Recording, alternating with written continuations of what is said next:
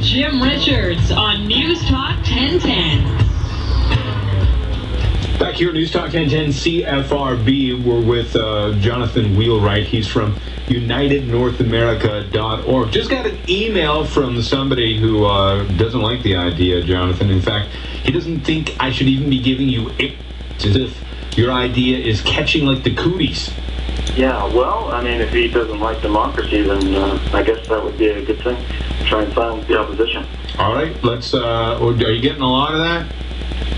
Not really. You know, most people who email me have to actually get through the site to get to my email. So, you know, the blowhards aren't able to actually get to my email. You know, while it looks like, while we talk about Canada getting together, when you go to the website, there's just a big American flag all over Canada and the United States. So you think that we should be absorbed by the United States? I understand we are quite small in comparison, but would we have any say in this negotiation, or just we were rolled into the American system?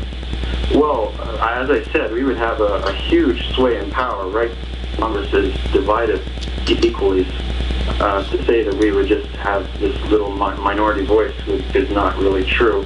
But in terms of the symbolism, my personal preference is not really of any. I don't care myself at all about the symbolism. But if you look at it, the United States is 12 times the economy of Canada, 10 times the population.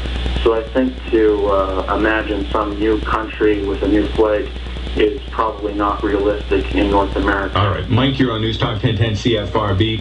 It's Jonathan Wheelwright, UnitedNorthAmerica.org. Hi there, how are you? Good, thanks. Excellent show. You know what, I wouldn't mind the U.S. and Canada getting some sort of territorial agreement, maybe sort of multiculturalism instead of a melting pot. I'm all for it. I mean, I hate multiculturalism personally, and my parents are cultural. They came from somewhere else. Yeah. And also, you never know, we might be able to build a 2-mile oval and have a NASCAR race up here. That'd be well worth it. All right, Mike, Jonathan, do you have a stance on NASCAR? Not really, no. All right. Nora wanted to know what you would do about Mexican immigration. Mexican immigration, well, that's something for the country to decide. It's not something for me to decide. All right. But in terms of Mexico, as the other callers are saying, shouldn't be United North America because Mexico is part of North America. Well, to that I would say the European Union just started off in the western part of Europe, and it expanded from. Mexico has a long way to go before they get up to our standards, but I definitely think we should be helping them along and trying to transcend. Michael's on News Talk 1010 CFRB with Wheelwright, UnitedNorth.org. Yes, good evening, Jim. I'm Jonathan. Just first a comment that I can see no way Canada could benefit. The United States is populated, so most of the votes will come from the United States. Anyway, the question is, what would be the capital of this confederation, and who would be its leader? Well, I guess that's up for the democratic process to decide. And what Jonathan was saying, whether you like the idea or not, what Jonathan was saying earlier, the college, the way it works right now, that we would have quite a sway in terms of electing a leader. Jonathan? Yeah, that's exactly right. I don't know how to expand on that much more, but to say that, on Nova Scotia itself, if it was part of the 2000 election, would have been able to decide with the president.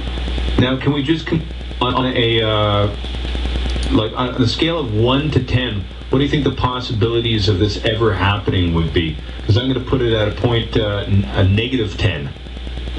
Well, ECOS did a poll not ago. I don't have the exact, but they did a poll saying, how likely do you think it is that there would be some sort of American integration within the next 25 years?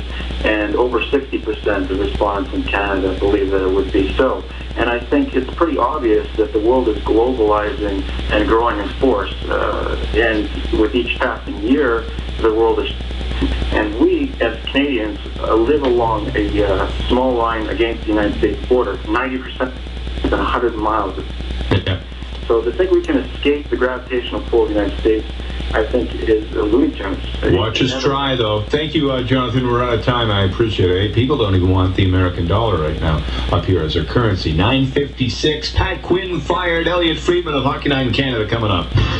Verbal Drano of the Brain.